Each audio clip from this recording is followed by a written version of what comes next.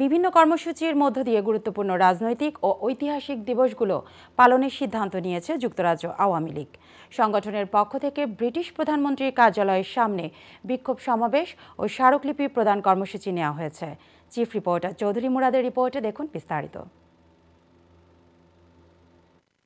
British প্রধানমন্ত্রীর কার্যালয়ের সম্মুখে বিক্ষোভ সমাবেশ ও স্মারকলিপি প্রদান সহ ২১ ফেব্রুয়ারি ভাষা দিবসে পুষ্পার্ঘ্য অর্পণ করবে যুক্তরাজ্য আওয়ামী লীগ পূর্ব লন্ডনের ঐতিহাসিক আলতাফ আলী পার্ক শহীদ মিনারে।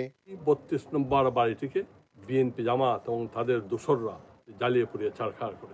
এই জ্বালানোর প্রতিবাদে ইউনূস সরকারের পদত্যাগের দাবিতে ১৮ ফেব্রুয়ারি মঙ্গলবার ব্রিটিশ প্রধানমন্ত্রীর বাসভবন ১০ নম্বর ডাউনিং স্ট্রিটের সামনে আমরা দুপুর ১টার সময় সমাবেশ করবো এবং প্রধানমন্ত্রীর সমীপে আমরা স্মারকলিপি পেশ করব। এখানে স্মারকলিপি দেওয়া হবে ব্রিটিশ প্রধানমন্ত্রী বরাবরে যে বর্তমান ইউনূস রেজিম যে বাংলাদেশকে ধ্বংস করছে, ধানমন্ডির ৩২ নম্বর জাতির পিতার বাড়ি সহ আওয়ামী লীগের নেতাকর্মীর মাইনরিটি কমিটির উপর হামলা এবং এই দেশ রক্ষার জন্য আমরা সবাইকে আহ্বান জানাবো সেখানে উপস্থিত হওয়ার জন্য। রবিবার পূর্ব লন্ডনের একটি মিডিয়া সেন্টারে যুক্তরাজ্য আওয়ামী লীগের সিনিয়র সহসভাপতি আলহাজ জালালউদ্দিনের সভাপতিত্বে ও সাধারণ সম্পাদক সৈয়দ সাজিদুর রহমান ফারুকের পরিচালনায় অনুষ্ঠিত সভায় এ কর্মসূচি গ্রহণ করা হয়।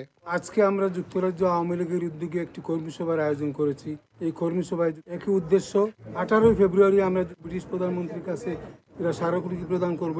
যুক্তরাজ্য আওয়ামী লীগের উদ্যোগে ১৮ ফেব্রুয়ারি 10 ডাউনিং স্ট্রিটে একটি স্মারকলিপি এবং বিরাট বিক্ষোভ সমাবেশ অনুষ্ঠিত হবে। সাথে সাথে ২১ ফেব্রুয়ারি আলতাফ আলী পার্কে আমরা আওয়ামী লীগ, যুবলীগ সহ মুক্তিযোদ্ধা সকলকে নিয়ে আমরা সেইখানে ফুলের তোড়া অর্পণ করব। এ সময় সংগঠনের সহসভাপতি হরমুজ আলী, যুগ্ম সম্পাদক নঈমুদ্দিন রিয়াজ, মারুফ আহমদ চৌধুরী, আনোয়ারুজ্জামান চৌধুরী, সাংগঠনিক সম্পাদক আব্দুল আহাদ চৌধুরী সহ যুক্তরাজ্য আওয়ামী লীগ এর অঙ্গ সংগঠনের অনেক নেতাকর্মী উপস্থিত ছিলেন। Chowdhury Murad, INTV news, London.